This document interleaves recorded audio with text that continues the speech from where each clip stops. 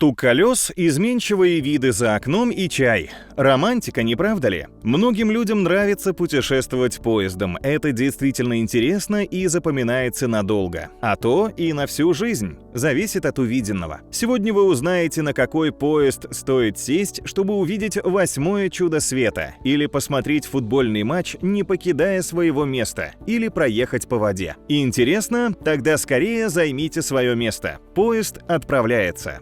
Забей гол, сойдя с поезда. В местечке Черный Балок, Словакия, поезд едет прямо через футбольный стадион. Притом строго по расписанию, между игроками и полными трибунами. Футбольное соревнование идет под восторженные крики болельщиков и паровозные гудки. И никто не жалуется на клубы дыма. Наоборот, зрелищно. Как так получилось? В начале 20 века построили путь для перевозки древесины. Он пролегал между поселками Крам и Черный Балок и стал крупнейшим в тогдашней Чехословакии. В 1982 году дорогу закрыли, но через 10 лет она снова заработала. Поезда продолжили движение по футбольному полю. В итоге фанаты футбола, красивой природы и впечатлений очень довольны.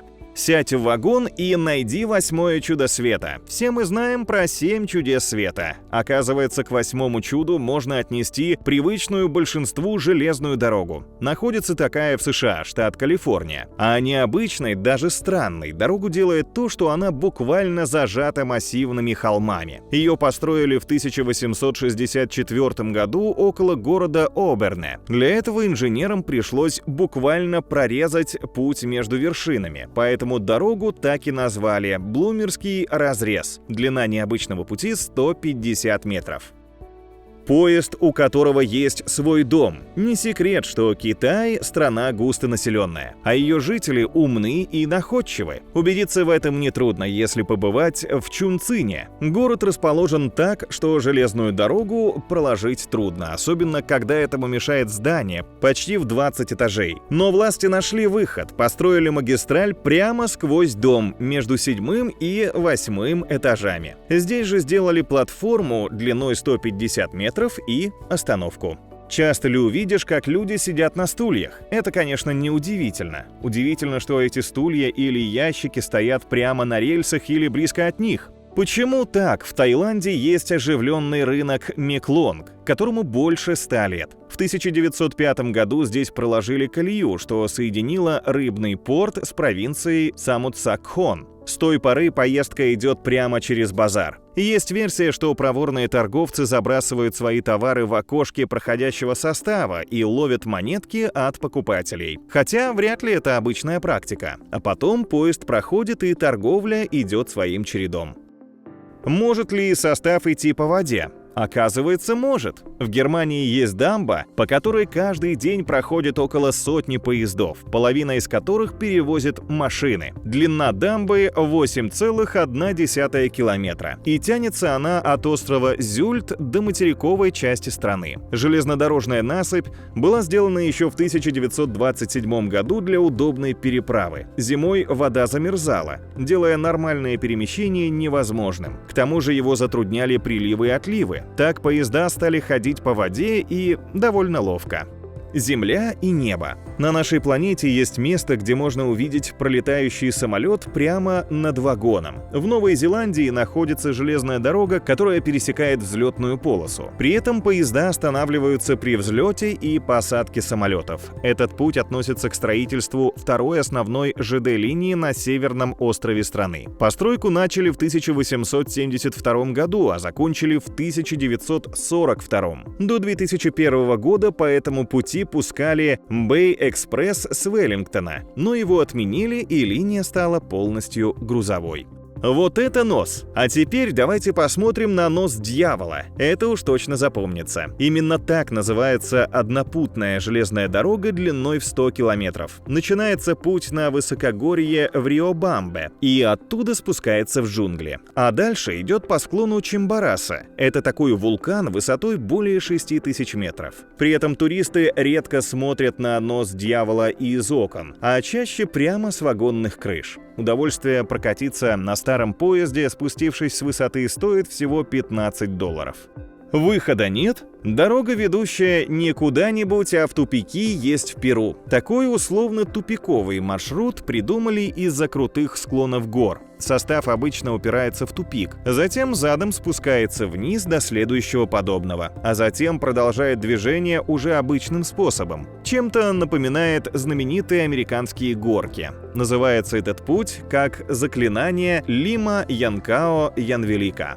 Бамбук подходит и для этого. В Камбодже можно увидеть бамбуковые поезда. Как так получилось? Железнодорожные составы в этой стране строили французы. Но весной 1975 года к власти пришли красные кхмеры, коммунистическое радикальное движение, выступавшее против прогресса и западного влияния. Сторонники этого движения уничтожили большую часть железнодорожной индустрии, поэтому местные жители были вынуждены перемещаться на бамбуковых поездах, сделанных вручную тележках. Они ходили по рельсам, и это был риск для жизни. Сегодня некоторые такие тележки восстановили и показывают туристам как достопримечательность.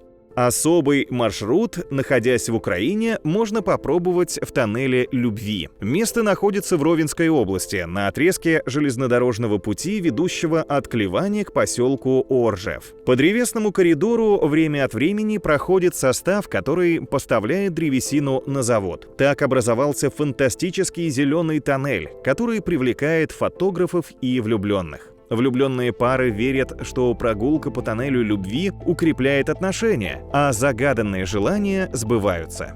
Не только стена. В Китае есть не только китайская стена, но и не менее впечатляющее сооружение. Это современный железнодорожный маршрут Шанхай-Лхаса-Пекин-Лхаса. Необычной дорогу делает то, что она самая высокогорная. Дух захватывает уже на Тибетском Нагорье, когда состав одолевает перевал на высоте в 5072 метра. Невероятная для поезда высота. Поэтому пассажиров обеспечивают кислородом, чтобы плохое самочувствие не портило потрясающих впечатлений от путешествия. Край всему. В Аргентине в национальном парке «Огненная земля» есть дорога, ведущая на край света. Ширина ее колеи всего 50 сантиметров. Это самый узкоколейный и южный путь страны. Там же находится станция под выразительным названием «Конец света», которую обожают туристы. Интересно, что в самом начале 20 века по этой дороге возили заключенных на исправительные работы. Один из первых паровозов с этого пути получил прозвище «Кокетка», потому что он подпрыгивал на ходу. В 1952 году дороге, которая ведет на край земли, самой им пришел край. Но в начале 90-х дорогу запустили вновь, на радость туристам. При этом внешний вид вагонов оставили таким, каким он был в прошлом столетии. Цветение пора.